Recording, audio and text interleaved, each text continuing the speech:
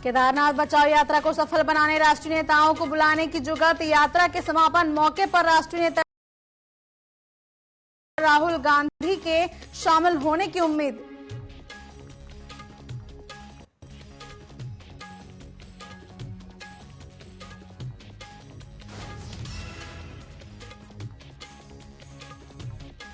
सड़क दुर्घटना में एक बाइक सवार युवक की हुई दर्दनाक मौत। दूसरा युवक गंभीर रूप से घायल। रामनगर के सरकारी अस्पताल में घायल युवक को इलाज के लिए कराया गया भर्ती।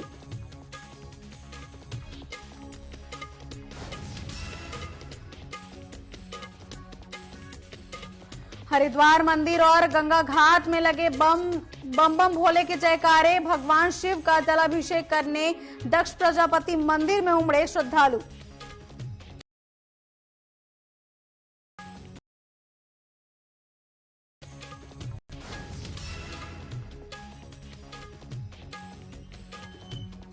हाईवे के दोनों ओर कांवड़ियों का कब्जा। कांवड़ियों के लिए डाक कांवड़ शुरू। पुलिस प्रशासन ने लागू किया रूट प्लान। एसएसपी ने पुलिस अधिकारियों को रूट का निरीक्षण कर व्यवस्था बनाने के दिए निर्देश।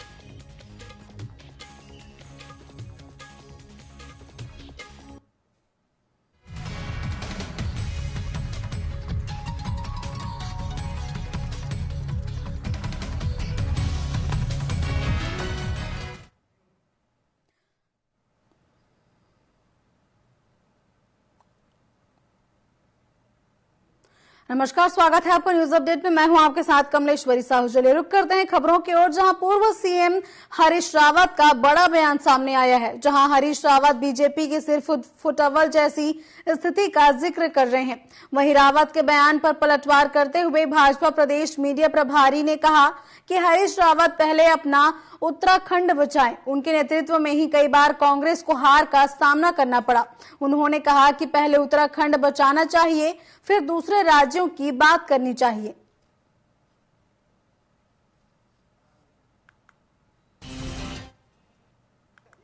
को पहले अपने उत्तराखंड की चिंता करनी चाहिए, तब अन्य राज्य की बात करनी चाहिए। उनके ही नेतृत्व में एक बार नहीं अनेकों बार उत्तराखंड राज्य में भारतीय जनता पार्टी को जनता ने आशीर्वाद दिया है और हमेशा उनके नेतृत्व को मौके खानी पड़ी है। इसलिए पहले अपनी चिंता प्रदेश की करें, उसके बाद अन्य राज्यों की बात करें। हरीश रावत जी को उत्तराखंड में प्रदेश कांग्रेस केदारनाथ धाम प्रतिष्ठा रक्षा यात्रा को सफल बनाने के लिए राष्ट्रीय नेताओं को बुलाने की जुगत में लगा हुआ है। यात्रा के समापन के मौके पर राष्ट्रीय नेता राहुल गांधी को निमंत्रण भेजा गया है। वहीं दूसरी तरफ भाजपा के प्रदेश महामंत्री आदित्य कोठारी ने कांग्रेस पर तंज कसते हुए कहा कि कांग्रेस ने कई चीजों को नकारा है और देवी देवताओं का उपहास उड़ाया है और ये देश की जनता भली भांति जानती है। जो मर्जी कांग्रेस कर ले, उत्तराखंड की जनता गुमराह नहीं होगी। चुनाव के लिए जनता को गुमराह करने के लिए वो यात्रा निकालने का काम कर रहे हैं, राहुल गांधी जी को बुलाने का काम कर रहे हैं। लेकिन मैं समझता हूं कि वो चाहे कुछ भी करें, यात्रा निकालें, चौपाल लगाएं, जो मर्जी वो करें, लेकिन उत्तराखंड की जनता समझदार है। यहाँ की जनता भली भांति जानती है कि कांग्रेस की कितनी आस्था है देवी देवताओं के प्रति, धामों के प्रति कितनी आस्था है। तो इसलिए यहाँ की जनता गुमराह नहीं होने वाली है। चाहे राहुल जी आए, चाहे सोनिया जी आए, चाहे खड़गे जी आए, किसी के आने से कोई यहाँ का फर्क नहीं पड़ने वाला, क्योंकि ये देवभूमि है यहाँ की जनता को, यहाँ के लोगों को ये अच्छी तरह से पता है कि उत्तराखंड का हित किनके हाथों में है और धर्म और संस्कृति किसके हाथों में सुरक्षित है। इसलिए मैं समझता हूं कि वो गुमराह करने का काम बंद करे कांग्रेस और एक सकारात्मक राजनीति जो है प्रदेश के अंदर करे। उत्तराखंड भाजपा के सभी कार्यकर्ताओं और पदाधिकारियों को आपदाग्रस्त क्षेत्रों में आपदा प्रभावितों तक मदद पहुंचाने के लिए निर्देश दिए गए हैं। भाजपा के प्रदेश मीडिया प्रभारी मनवीर चौहान ने कहा कि उत्तराखंड आपदाग्रस्त प्रदेश है।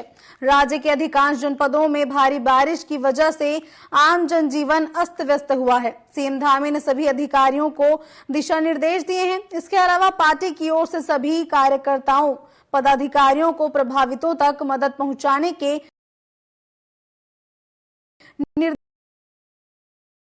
से अभी जो घटना टिहरी जिले के बूढ़ा केदार में जो अभी बादल फटने के कारण वहां पर जान माल का भी नुकसान हुआ है, उसको लेकर के हम सभी इस घटना को लेकर दुखी हैं और हमारे मुख्यमंत्री माननीय पुष्कर सिंह धामी जी के द्वारा सभी अधिकारियों को हर प्रकार से वहां पर सभी पार्टी कार्यकर्ताओं को हमारे प्रदेश अध्यक्ष जी द्वारा अलर्ट किया गया है और वहां पर जहां जहां पर भी आपदा आई, चाहे यमुनोत्री में आपदा आई है, चमोली जिले में आई है, टिहरी जिले में आई है, जहां जहां पर आपदा आई वहां पर भारतीय जनता पार्टी के कार्यकर्ता स्वयं सेवक बन करके आपदा राहत कार्यों में अपना सहयोग देंगे।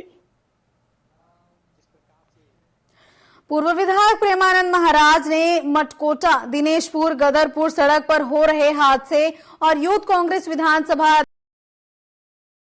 अध्यक्ष के बेटे पर फायरिंग को लेकर कानून व्यवस्था पर निशाना साधा है। महाजन ने प्रेस कॉन्फ्रेंस में मटकोटा गदरपुर दिनेशपुर सड़क के पुनर्निर्माण के साथ उनके चौड़ीकरण की मांग की है। उन्होंने चेतावनी देते हुए कहा कि यदि जल्द ही सड़क पर दुरुस्तीकरण नहीं हुआ तो कांग्रेस कार्यकर्ता सड़क पर उतरकर आंदोलन करने को बाध्य होंगे।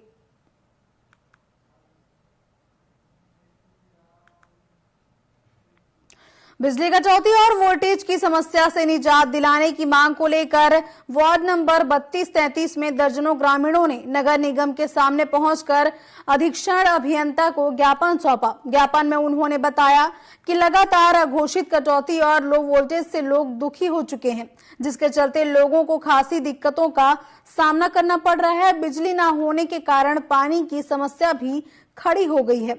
इस भीषण गर्मी में बच्चों के स्वास्थ्य पर भी असर पड़ रहा है। भाजपा नेता चुग ने बताया कि दानपुर नवोदय में उच्च क्षमता के फीडर हैं। ऐसे में जाफरपुर धौलपुर में भी एक नया फीडर लगाया जाए ताकि पूरा रानी और सिंह कॉलोनी के लोगों को विद्युत समस्या से निजात मिल सके।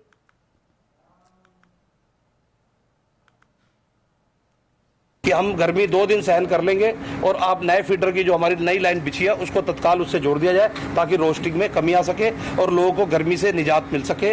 और अभी हमें आश्वासन भी दिया श्रम मंत्री ने कि बुधवार और शुक्रवार को हम लाइन, तो वो भी 9 से 5, 9 बजे सब तैयार भी हो जाते हैं। कोई फैक्ट्री जाना है, किसी ने स्कूल जाना है, बच्चों ने या लोगों ने काम पे जाना है, उसके कट जाएगी। 5 बजे फिर दोबारा लाइट, शाम को बंदा आराम से सो सके, इन्वर्टर चालू कर सके। कुछ क्षेत्रों की बिजली समस्या के संबंध में, उसमें एक तो दानपुर बिजली घर से एक फीडर जो है उस पर कुछ वोल्टेज और लोगों की सप्लाई जो है फेल हो रही थी, उसकी प्रॉब्लम थी। तो उसमें एक्चुअली ऑलरेडी उसमें काम चल रहा है, क्योंकि गर्मी ज्यादा हो रही थी तो हम लोग शटडाउन नहीं ले रहे थे। लेकिन लोगों की एक बार वैसा बातचीत हुई, काफी लोग आए थे, उनकी सहमति से हम शटडाउन इसका लेकर के संडे तक इस प्रॉब्लम को दूर कर। चमोली के नंदासौड़ में वन आंदोलन की 36वीं वर्षगांठ पर लोक पर्व हरेली के अंतर्गत पितृ वन की शुरुआत की गई, जिसके तहत 31 जुलाई तक क्षेत्र के 36 गांवों में पितृ वन की स्थापना पूरी की जाएगी। इस अवसर पर आज क्षेत्रीय महिला मंगल दलों ने पर्यावरण जागरूकता रैली निकाली और वृहद वृक्षारोपण कर पर्यावरण संरक्षण का संदेश भी दिया।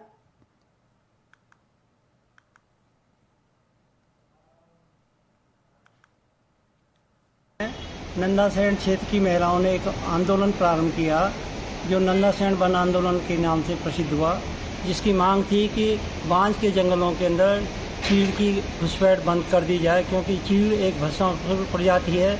इसके लगने से जंगल और ज़मीन तीनों प्रभावित होते हैं और जीवन भी प्रभावित होगा। ऐसे में इसको हटा दिया जाए।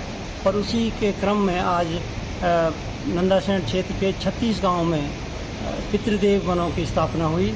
और हम माननीय प्रधानमंत्री जी का धन्यवाद देते हैं कि उन्होंने एक योजना प्रारंभ की है, एक पेड़ मेरे नाम मेरे माँ के नाम। तो हमारा निवेदन है कि इस योजना को विस्तारित करते हुए संपूर्ण देश में प्रत्येक गांव का एक पितृदेव बने। हल्द्वानी में नगर निगम के अंतर्गत शहर में बने 20 पार्कों की हालत खस्ता होती जा रही है। जहां नगर आयुक्त ने शहर में बने पार्कों का स्थलीय निरीक्षण किया और उन्होंने कहा कि पार्कों के जीर्णोद्धार के लिए डीपीआर तैयार हो चुकी है। वहीं सभी पार्कों का रखरखाव और सौंदर्यीकरण के लिए जल्द ही कार्रवाई की जाएगी। इसमें दो प्रमुख बातें हैं। पहला तो अभी हम लोग शहीद पार्क में हैं और यहाँ पर जो कुछ हिस्सा टूट फूट हो गया है, कुछ हिस्से को रिपेयर चाहिए, तो उसके बारे में प्राधिकरण में सचिव महोदय से भी बात हो गई है और वो उसको पूर्ण करा देंगे।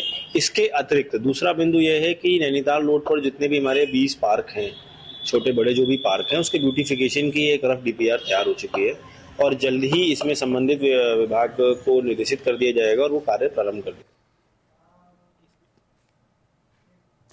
रुड़की में डाक कांवड़ चलनी शुरू हो गई है, जहां पुलिस प्रशासन ने डाक कांवड़ का रूट डायवर्जिट किया है। साथ ही एसएसपी ने व्यवस्था बनाने के लिए पुलिस अधिकारियों को निर्देश दिए हैं। उन्होंने कहा कि सभी वाहनों के रूट निर्धारित किया गया है और साथ ही कांवड़ यात्रा ने 4 ड्रोन का प्रयोग किया जा रहा है। वहीं कांवड़ यात्रा को शांतिपूर्ण संपन्न कराने में पुलिस प्रशासन जुटा हुआ है।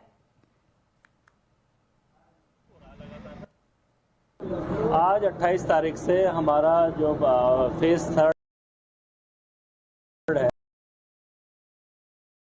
जिसमें दिल्ली मेरठ की ओर से आने वाले, इवन जो हमारे सहारनपुर की ओर से भी आने वाले जो व्हीकल है, वो सभी नगला इमरती के थ्रू नगला इमरती पॉइंट से डाइवर्जन किया जाएगा और यहाँ से बैरागी कैंप उनको लेकर जाया जाएगा और जो उनकी निकासी है वो बैरागी से ही मेन हाईवे से करी जाएगी।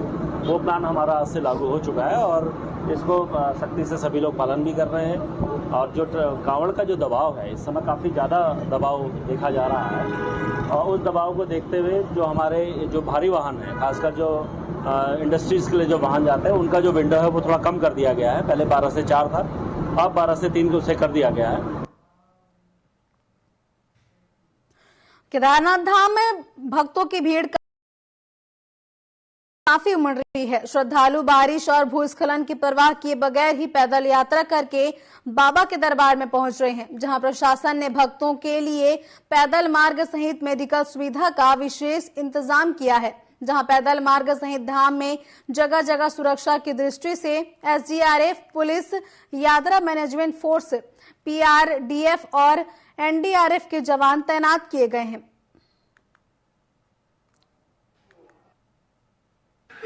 आदिदेव शशांक शेखर चंद्रमौलि मृत्युंजयम्। इस दिव्य कैलाश धाम में, भगवान केदारनाथ जी के पावन धाम में दूर दूर से देश और विदेश से आए हुए समस्त तीर्थ यात्रियों का श्री बद्रीनाथ केदारनाथ मंदिर समिति, यहाँ के जितने भी पंडित लोग हैं या व्यवसायी लोग हैं, हृदय से अभिनंदन करते हैं। हम गंगोत्री से जल हमने उठाया, वहाँ से फिर हम वहाँ आए गौरीकुंड, वो से गंगड़ानी के बाद फिर रास्ते बढ़िया थे, फिर हम आए बेलक के बाद फिर बूढ़े केदार आए, बूढ़े केदार के बाद भुत्तू और भुत्तू के बाद पवाली से होते हो त्रिनारायण मंदिर और गौरीकुंड। उत्तराखंड में मानसून की दस्तक के बाद भारी बारिश का दौर जारी है। अब ऐसे में मौसम विभाग ने आने वाले 2 से 3 दिनों के लिए एक बार फिर से बारिश का अलर्ट जारी किया है, जिसके चलते पहाड़ से लेकर मैदान तक बारिश देखने को मिल सकती है। मौसम विभाग के निदेशक विक्रम सिंह ने बताया कि देहरादून जिले सहित आसपास के इलाकों में सोमवार को भारी बारिश का ऑरेंज अलर्ट जारी किया गया है। वहीं पौड़ी, टिहरी, नैनीताल, चंपावत, बागेश्वर जिले में भारी बारिश को लेकर येलो अलर्ट जारी किया गया है। ओवरऑल देखा जाए तो अच्छी बारिश मैं कहूँगा, करीब आप कह सकते हैं कि एक्टिव मानसून जो है कल और परसों अगर मैं बात करूँ तो वो मिलना चाहिए। आज आप ये कह सकते हैं नॉर्मल एक्टिविटी के विदिन रहेगा, लेकिन आज भी एक्टिविटी जैसे लाइट से मॉडरेट तो ज़्यादातर जगहों में, जैसे मैंने बोला, जो फुटिल के एलॉन्ग के डिस्ट्रिक्ट से और अनेक जगहों तक में अंदर के डिस्ट्रिक्ट में, और हैवी जो हमारे टेरी, पौड़ी, नैनीताल, चंपावत में रखा गया है, बागेश्वर में रखा गया है, और हैवी से वेरी हैवी आज के लिए हमने देहरादून में रखा। जब 1 तारीख को जाएंगे आप तो थोड़ी सी कमी आएगी बारिश में, लेकिन हैवी रेंज तब भी एकाध दुक्का जगहों में जो है डिफरेंट डिस्ट्रिक्ट में वो मिलने वाली है। सावन माह के दूसरे सोमवार को शिव मंदिर रामबाग में श्रद्धालुओं की भारी भीड़ देखने को मिली। साथ ही श्रद्धालुओं में खासा उत्साह भी दिखा। शिव भक्तों ने हजारों की संख्या में 300 साल पुराने शिवलिंग पर जल चढ़ाया। इस मंदिर की मान्यता है कि कोई भी व्यक्ति सच्चे मन से आकर मनोकामना करता है तो शिव जी उनकी मनोकामना को जरूर पूरी करते हैं।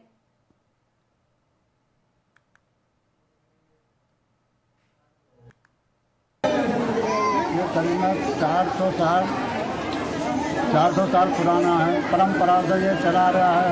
आदिवासी शिव मंदिर हर साल के जो है हमारे सावन के महीना में जो है जल विजय हो रहा, संख्या बढ़ती जा रही है। हर हर महादेव, नमः शिवाय। हर हर महादेव, नमः शिवाय। ये मंदिर बहुत पुराना है। जब हम बहुत ही छोटे थे तब से यहाँ पर मान्यता है। काफी भक्त यहाँ पर आते हैं, श्रद्धा से अपने भाव करते हैं। और यहाँ की बहुत ही अद्भुत माया है कि यहाँ पर चमत्कार हुआ था कई साल पहले पुराने। देश भर में सोमवार को अंतर्राष्ट्रीय बाघ दिवस मनाया गया। इस अवसर पर वन मंत्री सुबोध उनियाल ने कहा कि उत्तराखंड में बाघों के स्थिति में लगातार सुधार हुआ है। हमारे यहाँ पर्याप्त संख्या में बाघ हैं। वहीं मंत्री ने कहा कि अंतर्राष्ट्रीय बाघ दिवस पर उद्देश्य लगातारी घट रही है। बाघों की संख्या के लिए आवश्यक कदम उठाना है। आगे उन्होंने ये भी कहा कि प्रोजेक्ट टाइगर के तहत बाघ संरक्षण के लिए विशेष नीतियां बनाई गई हैं।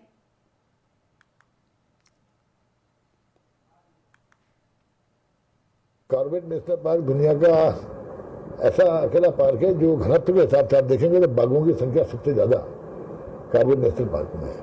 और जिस तरह की पूरी दुनिया में सबसे ज्यादा जो संख्या है टाइगर्स की वो हिंदुस्तान है, तो हम लोगों के लिए उपलब्धि भी है और गर्व की बात भी है। और जिस तरह से अभी हम लोग इसमें लेपर्ड जो हमारा कंजर्वेशन सेंटर बन रहा है इस समय उत्तरकाशी में, ये भी अपने आप में इसमें लेपर्ड को भी कंजर्व करने के लिए, उनका संवर्धन संरक्षण के लिए भी हम लोगों के प्रयास हैं। और जिस तरह हमारे आज कॉर्बेट की तर्ज पे जिस तरह राजाजी पार्क में भी लगातार बाघों की संख्या बढ़ रही है, तो ये आने वाले भविष्य के अच्छे संकेत हैं कि राजाजी नेशनल पार्क भी हमारा बाघों के मामले में एक अच्छी खासी इनकी उपस्थिति दर्ज कराएगा और टूरिस्ट का पूरे देश दुनिया के पर्यटकों का एक आकर्षण का केंद्र बनेगा।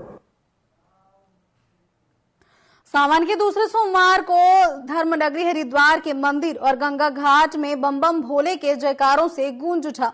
वहीं दक्ष प्रजापति महादेव मंदिर में श्रद्धालु भगवान शिव का जलाभिषेक करने के लिए तड़के सुबह से ही लाइन में खड़े रहे। सुरक्षा के मद्देनजर पुलिस ने कड़े इंतजाम किए थे। साथ ही हर चौक चौराहे पर पुलिस के जवान तैनात रहे।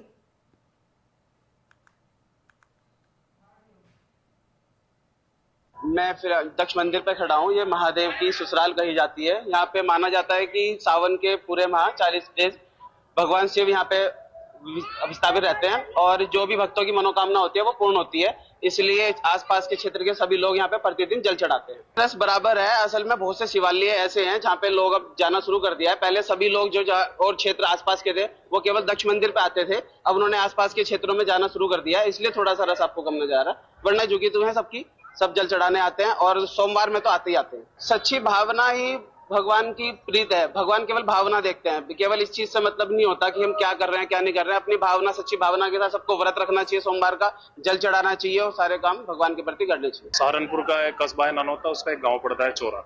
मैं यहाँ लगभग 3 या 4 बार आ चुका हूँ और बस कभी अब से 20-25 साल पहले मुझे पता चला था कि जो माता सती थी यहाँ पे, उनके जो पिताजी थे दक्ष प्रजापति, उन्होंने कभी हवन किया था और महादेव को नहीं बुलाया था, तो यहाँ पे माता सती हुई थी और उससे मतलब कि एक क्रोध के वशीभूत हो गए। फिर महादेव उसे लिए घूमते रहे तीनों लोक में, जैसे कि वहाँ पे मूर्ति दिखाई गई है।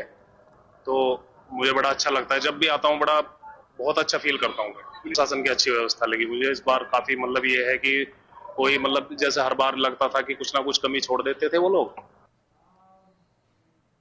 सावन के दूसरे सोमवार को सभी शिव मंदिरों में श्रद्धालुओं की लंबी भीड़ लगी नजर आई। शिव भक्त अपनी बारी का इंतजार करते रहे और गंगा जल सहित दूध चढ़ाकर भगवान शिव का जलाभिषेक करते रहे। सनातन धर्म के अनुसार सावन के प्रत्येक सोमवार का विशेष महत्व होता है और मान्यता है कि भगवान शिव की पूजा करने से सभी की मनोकामनाएं पूरी होती हैं। न्यूज अपडेट में फिलहाल बस इतना ही। देश प्रदेश के अन्य खबरों के लिए आप बने रहिए टीवी 24 के साथ। नमस्कार।